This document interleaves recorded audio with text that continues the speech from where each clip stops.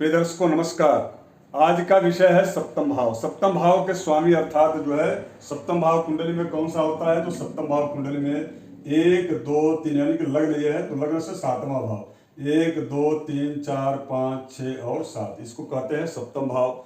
और सप्तम भाव के स्वामी अर्थात जो है जो यहाँ पर नंबर होगा वह जो है नंबर का यहाँ पर आप मिलान कर लीजिए। यदि यहाँ पर 1 और 8 होगा तो आपके जो है सप्तमेश कौन होंगे, मंगल होंगे।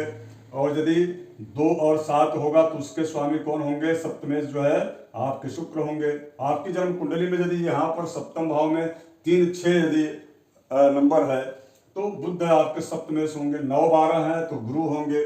10 11 यदि 10 या 11 यहाँ पर अंक है या नंबर है तो स्वामी आपके सप्तमेश जो है शनि होंगे। यदि 4 अंक यहाँ पर नंबर है तो चंद्र होंगे और 5 अंक यदि यहाँ पर है तो वह आपके सप्तमेश जो है सूर्य होंगे। इस प्रकार से सप्तमेश को आप जान सकते हैं। अब ये जो सप्तमेश है वह जन्म कुंडली में यह लग्न से लेकर के और 12वें स्थान तक कहाँ पर बैठे हैं, तो इनका क्या शुभाशुभ प्रभाव पड़ेगा। अब आप के मन में प्रश्न उठ रहा होगा कि इनका शुभाशुभ प्रभाव आपके जीवन में तो पड़ेगा, लेकिन कितना। तो देखिए ये बेसिक फल है। निश्चित रूप से इसका प्रभाव आपके जीवन में 75% पड़ना ही पड़ना है। इसलिए यह कार्यक्रम आपके लिए बहुत ही उपयुक्त और उपयोगी रहेगा। और इसके साथ में जब आप सप्तम भाव के बारे में चर्चा करेंगे तो सप्तम भाव से क्या क्या चीजें देखी जाती हैं और उनका प्रभाव आपके जीवन पर कितना लाभालाभ या जो है होगा, अलाभ होगा कि लाभ होगा, इस विषय पर जो है चर्चा करने के पूर्व आप ये जानें कि सप्तम भाव से क्या क्या चीजें देखी जाती हैं। तो सप्तम भाव हमने यहाँ पर लिख दिया है। सबसे पहला तो विवाह कब होगा, विवाह की दिशा, विवाह की के जो है समय की सुनिश्चितता आदि सब चीजें इस सप्तम भाव से जुड़ा हुआ है। दूसरा इसके पश्चात पति और पत्नी, स्त्री की यदि कुंडली है तो वह जो है पति के बारे में जाना जाता है इसी भाव से। और यदि पुरुष की कुंडली है तो उसके पत्नी के बारे में, स्त्री सुख के बारे में जाना जाता है। यदि और उसके अलावा व्यापार, और व्यापार में भी यदि पार्टनरशिप व्यापार है तो उस विषय का भी अध्ययन जो है इसी सप्तम भाव से किया जाता है। इसके बाद मारक स्थान भी यह कहा गया है और कूटनीतिज्ञता में कितनी वह निपुणता प्राप्त किया है व्यक्ति, या उसके पास इस प्रकार की भी विद्या है या नहीं है। तो चूंकि आजकल के समय में इसकी बड़ी उपयोगिता है इसलिए इसको भी जानना आवश्यक है। इसके अतिरिक्त एक बहुत ही अच्छा और वह आवश्यक चीज होता है वह है यात्रा। यात्रा के बारे में भी इसी स्थान से जाना जाता है। अब आइए सप्तम भाव में सबसे अत्यधिक जो है कारक ग्रह कौन होते हैं। तो देखिए सप्तम भाव में सबसे अधिक कारक ग्रह तो शुक्र ही होते हैं। शुक्र जो है वह भोग विलास, काम वासना, इसके अतिरिक्त शुक्र भौतिक सुख, जितने भी लग्जरी जो है जीवन हो गया या धन से संबंधित जो व्यापारिक जो व्यावसायिक जो वाणिज्यिक जो कार्य है उन कार्यों में भी यह कारकत्व लेकर के बड़ा ही शुभता प्रदान करते हैं। इसलिए इनको जो है विशेष रूप से, चूंकि यह सुख का यानी कि यह सुख भाव है, चौथा भाव लगन से 1 2 3 4, तो इस सुख भाव से यह दूसरा जो है सुख भाव होता है। अर्थात व्यक्ति के जीवन में जो सुख है, जितना सुख उसको अपनी माता से प्राप्त होता है, उसके बाद यदि किसी दूसरे से सुख की प्राप्ति होती तो वो होती है उसकी स्वयं की जो है धर्मपत्नी। यदि पुरुष की कुंडली है धर्मपत्नी और स्त्री कुंडली तो उसका पति। तो इसलिए इसको सुख का भाव कहा गया है। तो और विशेष करके स्त्री सुख कहा गया, यानी कि सुख का चौथा तो स्थान है, चौथे स्थान से चौथा जो है सुख, एक नए जीवन की शुरुआत, और उसमें सुख मिलेगा या दुख प्राप्त होगा। जीवन संगिनी कैसी मिलेंगी, जीवन संगिनी किस दिशा की होंगी और किस प्रकार के कार्यों में वह परिणत होंगी, आपके प्रति उनकी क्या भावना होगा।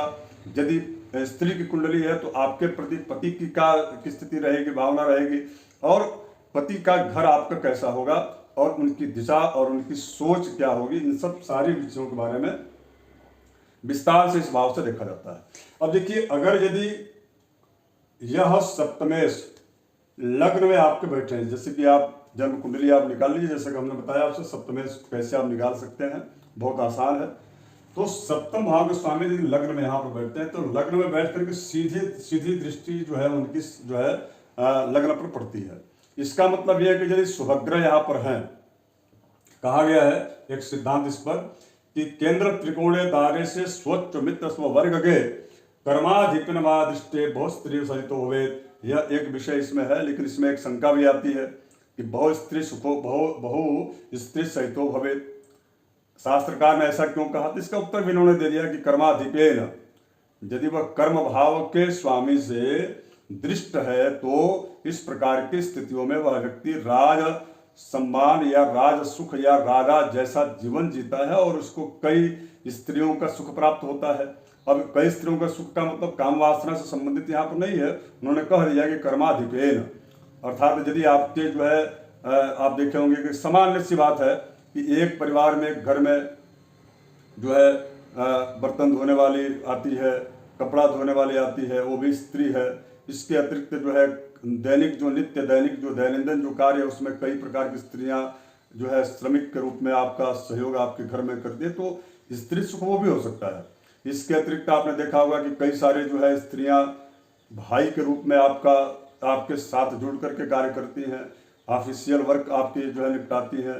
तो इसका मतलब ये नहीं है कि स्त्री सुख का मतलब केवल वासना से है। यहाँ पर कर्माधिपेन यानी कि कर्म से, करियर से जुड़ा हुआ या कर्म से जुड़ा हुआ यदि स्त्री सुख मिल रहा है तो उसके बारे में कहा गया। अब इसके ऊपर की जो पंक्ति उन्होंने कहा कि केंद्र त्रिकोणे दारे से, तो यह सिद्धांत बिल्कुल सटीक है कि यदि आपके सप्तमेश यानी कि ये सप्तमेश जो है वह सप्तमेश यदि यानी कि केंद्र में अर्थात 1, 4, 7 और 10 यानी कि इन स्थानों पर बैठे हैं या पंचम भाव में बैठे हैं, नवम भाव में यहाँ पर बैठे हैं, तो यह शुभताप्रद रहेगा। दाम्पत्य जीवन बहुत सुखी होगा, शीघ्र विवाह होगा। इसके साथ साथ में वह दाम्पत्य जीवन आगे की जो उन्नति और प्रगति है उसको वह सोपान जो हर सोपान तय करेंगे लोग। कुल मिलाकर के ये कहा गया उन्होंने कि केंद्र त्रिकोणे दारे से स्वच्छ यदि अपनी राशि में है, उच्च की राशि में है, स्वराशि में है, मित्र क्षेत्रीय है तो बहुत शुभता प्रदान करेंगे। या शुभ ग्रहों की दृष्टि है तो और अच्छी बात है। तो और इसके अलावा इन्होंने कहा दूसरा कि कलत्राधिपो केंद्रीय शुभग्रह निरीक्षित है, शुभग्रह की दृष्टि हो जाए, वही जैसा कि मैंने कहा। तो यह एक शास्त्र का मत है। अब इसके अतिरिक्त जो है अब आप समझ गए होंगे कि कुल मिलाकर के यदि आपके सप्तमेश यदि लग्न में बैठे हैं, चतुर्थ स्थान बैठे हैं, दसम स्थान बैठे हैं और पंचम या नवम में बैठे हैं तो ये जो है शुभता प्रदान करे। अब सप्तमेश कौन है? शुभग्रह है कि पापक ग्रह है? यदि शुभग्रह है तो वह अत्यधिक शुभता प्रदान करेंगे, यदि पापक ग्रह है तो थोड़ी बहुत उसमें कमियां रहेंगी, लेकिन सुख तो शुभता तो देंगे ही। अब यदि यही सप्तमेश और यदि जैसे मान लीजिए कि द्वितीय स्थान में बैठ गए, जैसे हमने कहा लग्न के बारे में, तब द्वितीय स्थान में बैठ गए लेकिन धन के भाव में, तो निश्चित रूप से वह व्यक्ति यदि पापक ग्रह है तो वह विवाह होने के पश्चात अपने कुटुंब से दूर हो जाता है। यदि पापक ग्रह में कौन कौन से ग्रह है तो आप सबको पता है, पूर्व के हमारे कार्यक्रमों से आप जुड़े हुए हैं, फिर भी हम बता देते हैं आपसे कि शनि और मंगल विशेष रूप से यह पापक ग्रह है। सूर्य जो है क्रूर ग्रह है। ये 3 ग्रहों की यदि यहाँ पर का संबंध इस भाव से हो जाए तो निश्चित रूप से विवाह के पश्चात। और एक बात और, यदि सूर्य यहाँ पर है और उनकी जो है 1, 2, 3, 4, 5 और 6 यानी कि 6वीं दृष्टि यदि पड़ रही है तो यहाँ पर षडाष्टक योग बन जाता है। इसलिए क्योंकि 1, 2, 3, 4, 5, 6, 7 और 8। अब आप समझ गए षडाष्टक योग का मतलब अब कैसे देखा जाता है। तो यहाँ पर जब षडाष्टक संबंध बना लेते हैं द्वितीय भाव में सूर्य बैठ करके तो निश्चित रूप से और उनसे संबंध यदि सप्तमेश का हो जाए तो ऐसी स्थिति में वह व्यक्ति अपने कुल परंपरा में विवाह नहीं करता, जिसकी वजह से उसको कुटुंबजनों के द्वारा बहिष्कृत कर दिया जाता है। तो ये सब चीजें भी देखी जाती हैं। या दूसरे रूप में कहा जाए कि प्रेम विवाह का जो है कारक बन जाता है। अब इसी प्रकार से सप्तमेश यदि तृतीय भाव में बैठ जाते हैं तो पराक्रम से इनका संबंध हो जाता है। सप्तमेश यदि पराक्रम से संबंध बना ले, यहाँ पर यदि पापक ग्रह है तो वह उस व्यक्ति के कार्य में, उस व्यक्ति के व्यापार में, उस व्यक्ति के समस्त कार्यों में वह जो है सहायिका के रूप में सहयोग करती हुई एक अच्छी और सुव्यवस्थित और अच्छी सोच वाली उन्नतिशील और सुशीला धर्म पत्नी की प्राप्ति स्त्री को होती है। और यदि पति का स्त्री की कुंडली है तो उसको इस प्रकार के पति की प्राप्ति होती है। दोनों में जो है समझ लेना चाहिए। यही यदि यहाँ पर बैठ जाए यानी कि चतुर्थ भाव में या चूंकि माता का भाव होता है, तो निश्चित रूप से सप्तमेश का माता के भाव में बैठना माता के को शारीरिक कष्ट दे सकते हैं, किंतु सुख तो निश्चित रूप से उसको मातृ सुख भी मिलेगा और स्त्री सुख की भी प्राप्ति होगी, और घर, वैभव, धन, यश, मान, सम्मान, कीर्ति, पद, प्रतिष्ठा सब कुछ प्राप्त होगा। इसमें एक चीज का ध्यान जरूर रखना चाहिए, ऐसे जो लोग होते हैं वह विवाह के पश्चात अपने मित्रों से दूरी बना लेते हैं। यह अपने मित्रों का यहाँ पर सांकेतिक शब्द है मित्र। मित्र का मतलब जो उनकी शैक्षणिक जो शिक्षा काल के जो मित्र होते हैं वो उनसे दूरी बना लेते हैं, और उसके बाद उनका सर्कल जो है एक के बाद दूसरा, दूसरे के बाद तीसरा, इस प्रकार की उनकी मित्र फ्रेंड सर्कल जो है बनती रहती है, या बनती और बिगड़ती रहती है, ऐसा भी कह सकते हैं आप। तो ये कोई बहुत बड़ी बात नहीं है। कुल मिलाकर के दाम्पत्य सुख जो है यदि सप्तमेश चतुर्थ स्थान में जाते तो भी शुभता ही प्रदान करते हैं, इसमें कोई संदेह नहीं है। और वह यदि यहाँ पर जाते हैं तो कर्म क्षेत्र यानी कि पिता के क्षेत्र को, राज्य के क्षेत्र को भी देखते हैं, और तो इसलिए वह भी शुभताप्रद है।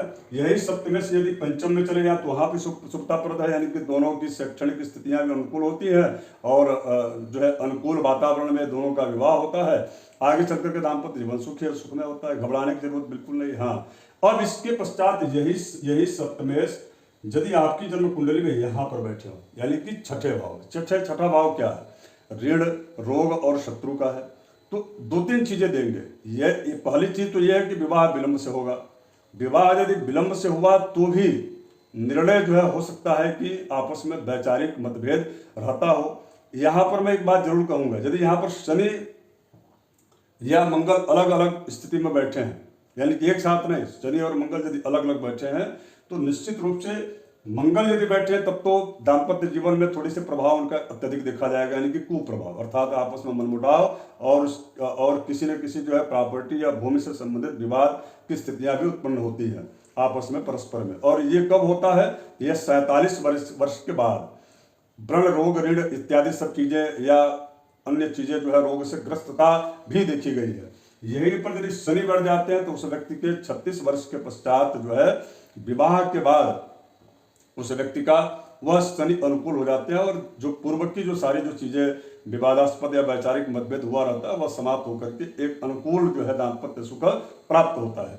यही सप्तम भाव में बैठे हैं, लग्न को देख रहे हैं, इसका मतलब उस व्यक्ति का व्यक्तित्व के निर्माण में या व्यक्तित्व के विकास में सीधा उसकी धर्मपत्नी जी का हाथ होता है। यदि स्त्री की कुंडली है तो उसके पति का हाथ होता है, और पति चाहता है कि ऐसे जो पत्नियां हैं उनको जो है वह शैक्षणिक सुसंपन्नता हो और उनको भी यश, मान, सम्मान की प्रतिष्ठा प्राप्त, इस प्रकार की स्थितियां देखी गई हैं। सप्तमेश यदि अष्टम स्थान में बैठ जाए तो क्या?